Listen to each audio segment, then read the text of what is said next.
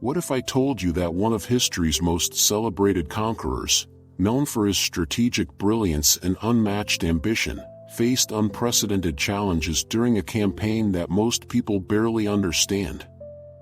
What if in the depths of Alexander the Great's Indian campaign lurked stories of resilience, cultural exchanges, and fierce struggles that have been buried by time? You might think you know the basics. Alexander the Great, the man who never lost a battle, marched across Persia to India, but what he encountered there would change everything for him and his army. Stick around, because what comes next will leave you speechless. Alexander's campaign into India often gets overshadowed by his earlier victories in the known world. We start in the year 327 BC, with Alexander poised to lead his Macedonian army across the Hindu Kush mountains into the vast, mysterious subcontinent that lay before him. But what many don't realize is that this campaign wasn't a mere stroll through foreign territories. It was a treacherous expedition filled with grueling challenges and remarkable encounters. Let's talk about something that might surprise you. Did you know that Alexander's journey into India wasn't purely motivated by conquest but also by an insatiable curiosity? You might be wondering, what does curiosity have to do with an ancient conqueror? It turns out, Alexander, ever the seeker of knowledge, was not just after gold and glory. He was deeply interested in the diverse cultures and philosophies he could encounter. He was drawn to the Indian subcontinent not only for its riches, but also for the wisdom he anticipated finding there. Now, think about the conditions in which his army operated. Picture thousands of soldiers marching through unforgiving terrains, facing intense tropical heat and relentless monsoons. The Arya and Bactria regions were difficult enough. How do you think their morale held up when they descended into the heat of Indian battlefields? You see, movement was sluggish, and familiarity was replaced by the anxiety of the unknown.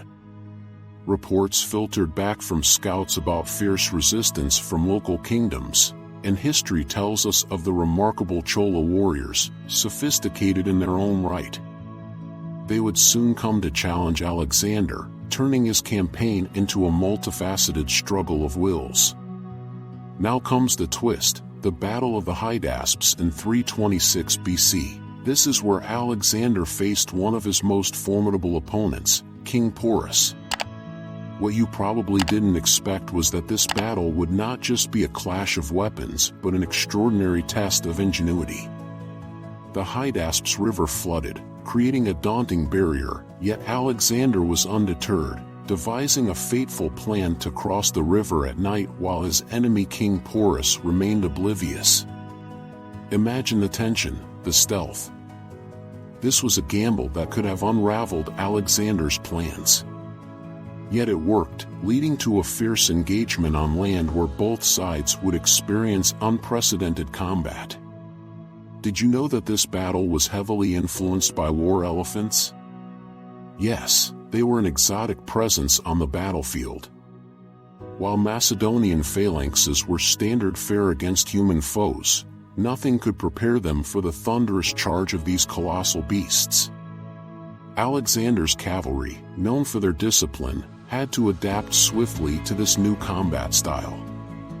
In an era when warfare was constantly evolving, this was a fitting testament to Alexander's adaptability and understanding of his adversaries, not just their weapons but also their strategies. But let's take a moment to reflect on something deeper. This isn't just a story of conquest, it's about two kings, both proud, both fierce, caught in a swirling tide of fate. Alexander admired King Porus's bravery, and legend has it that after the battle, he was so impressed by Porus's valor that he allowed him to retain his kingdom, effectively bringing the warrior into his own fold. How many conquerors do you know who would show such mercy, choosing to rule through alliance rather than through elimination? This wasn't simply a military maneuver, this was a budding cultural exchange. You see, Alexander's campaign was not just a series of battles. It was an intricate web of diplomacy, culture, and relationships. Have you ever considered the long-term implications of his eastern campaigns? What would happen after such violent encounters? The answer lies in the spread of Hellenism, the blending of Greek culture with that of the conquered regions. After the battles, many of Alexander's soldiers chose to marry local women, establishing ties that would continue to influence Asian culture for centuries to come. As we delve into the intricacies of this campaign, let's not forget the soldiers, the Macedonian troops.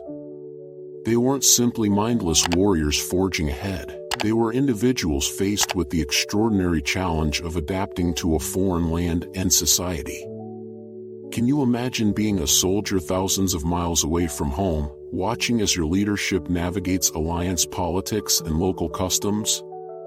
What did they think when they encountered the opulent palaces of Indian kings, or when they tasted spices that were entirely alien to their palates? And here's something even more curious. Alexander's campaigns instigated a cultural whirlwind that would affect both his homeland and the regions he invaded.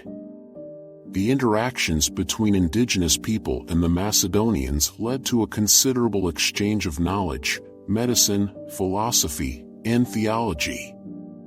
This exchange endured far beyond Alexander's lifetime, reshaping the cultural landscape of the regions. Yet, what about the losses? Many people often gloss over the darker side of his campaigns. You must understand that Alexander's ambition came with high costs. Entire cities were razed to the ground in the name of progress and expansion. Casualties mounted, and the men who had once delighted in conquest now dealt with the heartache of warfare. This wasn't just about triumphant victories. It carried the burden of loss. Even the legend of the Battle of the Hydaspes didn't escape this shadow. This might lead you to wonder, what happened to Alexander's army when they finally reached the banks of the Ganges?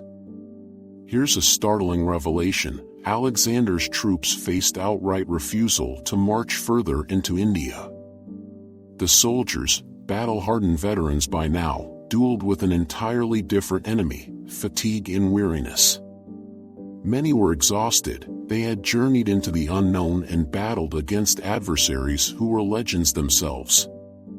Some historians argue that the extent of Alexander's empire, lucrative as it was, had reached its limit because of these human factors. The resolve of his men would soon test Alexander's abilities as a leader. They campaigned significantly hard, yet when it was time for major engagement against kingdoms like Magadha, whispers of rebellion grew louder. What's next? Many wondered. Their unwillingness to march further created palpable tension, a schism between the goals of their leader and their personal limits. Do you think modern leaders can reflect upon such events to comprehend the interplay between strategic dreams and human endurance? It was during this contentious time that Alexander faced perhaps his greatest challenge, not on the battlefield, but within the hearts and minds of his own soldiers. With each passing day, they became more insistent on returning home, their cries for respite growing louder. Alexander, who had once forged this immense empire upon his own daring will, found the tides of fate turning against him. In an unexpected twist, it seems that even the greatest of conquerors are bound by the limits of humanity. Alexander himself was awash in the salt of defeat, not through external foes, but through the weariness of men who had once believed in his vision. Ultimately, he acquiesced, a moment that had the power to echo through history, showing that even the strongest leader must sometimes set aside ambition for understanding. This brings us to another surprising aspect of his Indian campaign, its legacy. What does it mean to leave a legacy behind? What seeds did Alexander plant in the fertile grounds of India? His campaigns paved the way for trade routes that connected both East and West. Luxurious goods began to flow, influencing cultures across continents. Even after his death in 323 BC, the echoes of his passage endured, leading to the establishment of Hellenistic kingdoms throughout the region. But here's a final twist, one you might not expect. While many remember Alexander as a conqueror, notably in Western traditions, Indian accounts would depict him differently, often as a harsh oppressor, misunderstood by the regions he sought to rule. Tales of his adventures became localized narratives, evolving to reflect the region's values and their perspectives on imperialism. What you didn't expect to learn is that the conquests of Alexander are not just stories of victory, they are layered with experiences of alliances, cultural fusions, and even sorrow. Alexander shaped not only lands but also the thoughts, philosophies, and dreams of those he encountered. His campaign into India might have been an extraordinary chapter of his life, but it reveals a tapestry of human experiences that continues to shape our understanding of conquest and culture. So, now that we've journeyed through Alexander's Indian campaign together, what do you take away from this narrative? That the nature of conquest is complex, and the threads connecting people are often woven in shades of both loss and understanding? Or that even the greatest dreamers and warriors are bound by the human condition? Ultimately, the Indian campaign of Alexander the Great is not just history, it's a reflection of aspiration, endurance, and the timeless quest for understanding in a world that often feels divided. The legacies we create, the cultures we encounter, and the stories we share, all hinge on the intricate dance between conqueror and conquered, a truth as relevant today as it was over 2 millennia ago. So next time you think of Alexander, remember that his legacy continues to resonate through these connections, forever altering the landscape of not only continents but the human experience itself. Thank you for joining me on this journey. History isn't just about the past, it's a vibrant dialogue with the present. And there you have it, a nuanced exploration of what really transpired during one of history's most fascinating military campaigns.